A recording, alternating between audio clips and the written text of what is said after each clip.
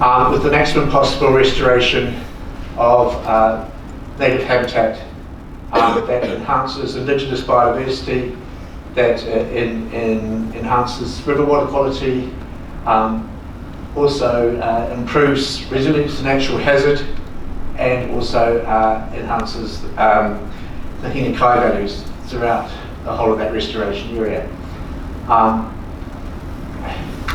That vision is, over the course of some time and a lot of advocacy, has now been enshrined, as it were, in a draft regeneration plan that has been created with a lot of community input by Regeneration Christchurch, and now sits on the Minister's desk awaiting her approval. It comprises a substantial green spine running right along the river corridor with a 150 metre setback, and a number of reaches outside that also contain a significant level of, or potentially contain a significant level of indigenous restoration. So in many respects we've got an enormous opportunity here now that we didn't have prior to the earthquakes, and it's one of the important opportunities that's come out of a very tragic event for many people. During the course of the past 6 or 7 years, we have been, as everybody has been, impatient to do things in the red zone. While we've been waiting, there's a little sliver of council reserve that runs within the red zone between the river and Travis Wetland, called Anzac Drive Reserve, and we established that 11 hectare site as a hina kai exemplar with a number of partners, and it's probably one of the first examples in New Zealand where that partnership includes central, regional, local government, local iwi in the shape of Ngāi Tahu, Ngāi Tuaruri, and also universities, schools and community groups such as ourselves. That strategy took 3 years to get through all the agencies because they're quite complex bureaucracies, they have to go through lawyers and all sorts of things. It was a horrendous process, but we do have a strategic plan. During the course of the first 4 years or so, we've established a native restoration site there. In this wider scheme of things, it's probably a small site.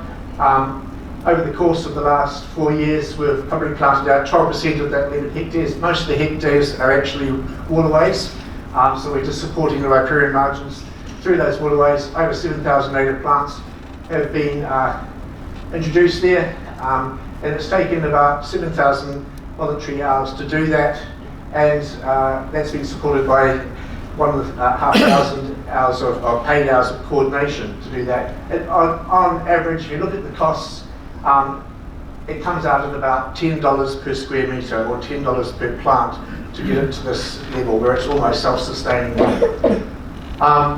So our experience is limited to just this, but it's been given us a bit of an insight of what that might look like on steroids throughout the whole red zone, and what some of the issues that we might come across in terms of not just restoration challenges, but also in terms of collaboration. How does a collaboration or a partnership with all those different agencies, iwi and community organisations and academia, how do we make that work? Because we've all got a piece of the puzzle. I want at this point just to acknowledge all the other players that have worked in natural restoration either in or alongside the red zone. Avon Ōtākaro Forest Park, Denise is here representing them, among others. Also Travis Wetland Trust, working in the Travis Wetland area. Avon Heath-Cadastry Eotai Trust, which have natural restoration sites in Charlesworth Reserve and South New Brighton. Also want to acknowledge the support of DOC Rangers, and especially the Christchurch City Council ecologists and regional park rangers, which have provided really invaluable advice and support. Also want to acknowledge the work of and advice and support of Colin and Di, both in the room, and also the advocacy of bringing the red zone. That all of us together have helped produce this vision, and hopefully we can start realising it very shortly. So we now have an incredible opportunity to naturally restore a very large area of urban Christchurch. The plan says there's a need for over 200,000 trees within the green spine, and that's just in the green spine, not even beyond that. that's a lot of trees to plant. What I want to do now, with the risk of being very negative, I don't want to be negative, but I want to point out a lot of the challenges that we need to consider in order to progress these kind of concepts. And because this is a bit more of the turgid slide, but I'm going to read it from here a bit more. First of all, in terms of ecological authenticity, how can we make sure that we don't compromise the work of many people over the last few decades to ensure that we are as authentic ecologically in terms of providing indigenous plants that are eco-sourced from the appropriate plants, that we're not hybridizing from breeds and varieties from elsewhere, that we're actually, we still have people coming along saying, I've got some trees to plant that I've sourced, I've even got some curry and some Ōtākaro we'd like to put in, what do you think? And there's a bit of education needed, and there's also a real need to acknowledge and take advice from those people that with the experience, the years of experience in this field, that know how to eco-source seed and to provide us with the plants that we need. And again acknowledge Guy's ecosystem map here of East Christchurch, overlaid on the black maps, which gives a pretty good indication of what the indigenous habitats look like pre-European colonisation of East Christchurch. But what does ecological authenticity mean in this context as we go forward? What does it mean, especially in terms of an environment that's been transformed by a couple of centuries of land clearance and drainage and urbanisation? And then beyond that, a couple of minutes or more of intense seismic activity that has lowered land in places, has made the water table increase, has changed all the soil types, etc., etc. And then we've also got to factor in decades of infrastructure reconstruction. The stock banks aren't going to be where they are now, they will be moving, so we need to actually anticipate how that's going to impact things. And finally, we also need to build in an appreciation of future climate change and sea level rise, and how that will impact the potential ecosystems that we can introduce into these areas. Secondly, in terms of challenges to consider around what methodologies, what restoration methodologies should we be using, and there's probably a whole range of them. This little extract is from the Regeneration plan that's been submitted to the Minister, and just might be worth just quickly reading those red lines there. We need to work with nature, with natural processes. We need to integrate ecological expertise into the planning, design and development processes. We need to ensure that we enhance people's understanding of what it is to create an Indigenous restoration area, and what their role is in that, in protecting it and nurturing it. What is adaptive management in this context, and how do we respond to the environmental changes that we'll produce by creating this environment as we go. And also, how do we connect it in with other ecosystems within the wider Greater Christchurch area. This references 3 pieces of work that Shane Orchard did for us. This is just a little extract of one of the documents, one of the diagrams, and it was a way of trying to systematise the various methodologies within the context of restoration. Won't go into any great detail, but there's various axes there that you can actually look at that. So we end up with various types of ecosystems that we can develop, engineered ecosystems where we almost pre-plan what it to look like in 20 years' time and just plant it like that. There is the evolving or perhaps ecosystems with succession. How do we do that? And there's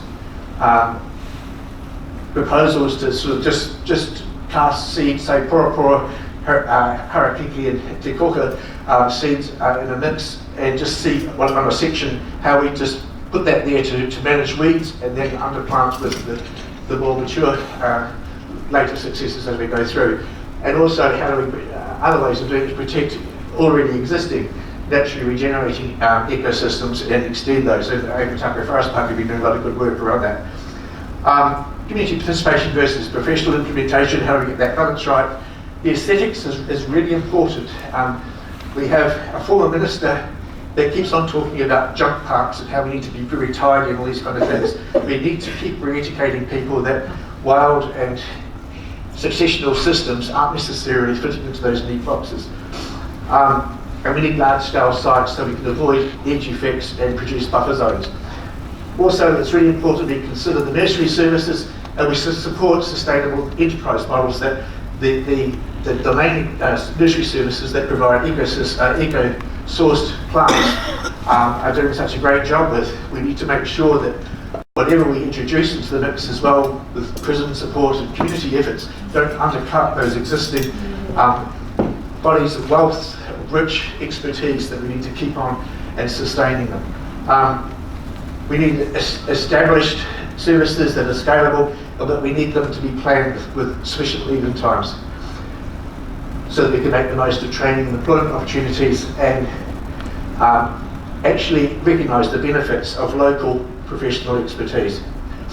In terms of pest and weed management, we also need to have a lot of considerations around that. There's a balance between trying to have sustainable models and having to be pragmatic.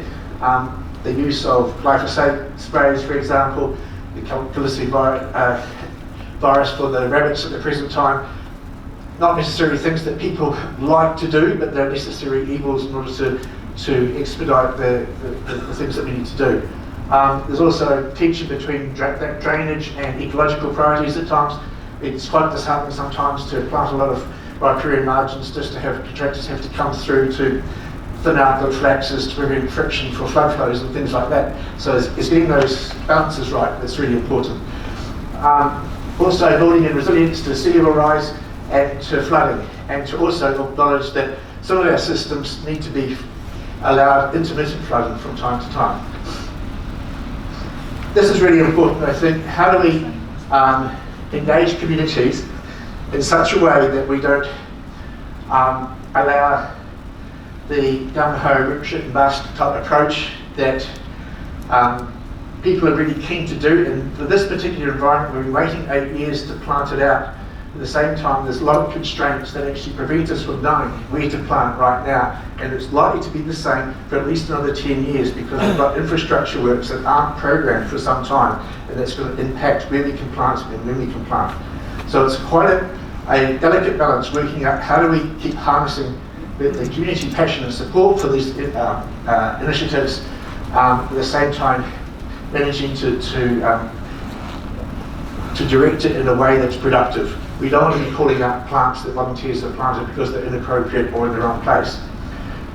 We also need to go to support our children's education as we do this and strengthen communities. Economics, again, a really important consideration. All these things cost money, and one of the big telling factors at the moment in this environment is the cost of the stock bank reconstruction and where that falls within the long-term plans of council. That will determine the timing of much of the restoration that we can do here. We need to be looking at how can we reduce the cost to the public purse. One of the big things here, and please don't shoot the messenger, we're going to be increasingly under pressure to plant exotics up to 50% in this corridor in order to harvest carbon credits, to get canopy coverage as soon as possible and provide some habitat rather than pasture that we've got there at the moment, and to nurture underplanted natives. I don't necessarily say I agree with that, but we will be under intense pressure, so we need to have evidential basis not to do that, and that depends on the science. We've also been undervaluing wetlands for years. It doesn't come into the carbon credit system. We need the system to amend to be able to incorporate that. And we don't have any way really to quantify the economic benefits of the ecosystem services, and it's really important we do that because that's the kind of talk that our governance people and councils actually understand when it comes to budgets. Logistics and timing, I've already talked about that, how that, where the stock banks go impact so many different things. that it's very difficult to know where to plant stuff unless we've got those things figured out. Getting that right is really crucial. Collaboration and integration has been spoken about already to some extent today. Really, really critical. We need to ensure that the agencies speak and communicate internally as well as externally. And when we've got a whole raft of different partnership groups and ways of operating different, I should have put business in there as well, I haven't. They're all part of the mixture and they all have different cultures. How do we make all those things integrate together and fit together? A lot of it depends on one-to-one relationships, and what we've found quite often is that when those key individuals leave various organisations, go somewhere else, we lose that whole relationship and it takes 3 years to build it up again. Those things need to be built in as well, that succession of partnership. Capacity issues people have already talked about, particularly with iwi, very, very important. We need ways to deal with that as well. And bureaucracies are very risk averse and very compliance heavy, very hard to wade through and all that stuff, and we need fast to short circuit a lot of that. Final slide here, governance and the need for an overarching entity that has an overview of what's going to be happening throughout this whole corridor. We need them to, or that entity to lead, guide and approve what is happening, and to set up a strategic framework within which everybody operates, which approves their implementation strategies, that defines the roles and responsibilities of all the different partners. We also need to ensure that we've got good access to good, high quality, ecological, cultural and planning advice within that governance team, the governance structure.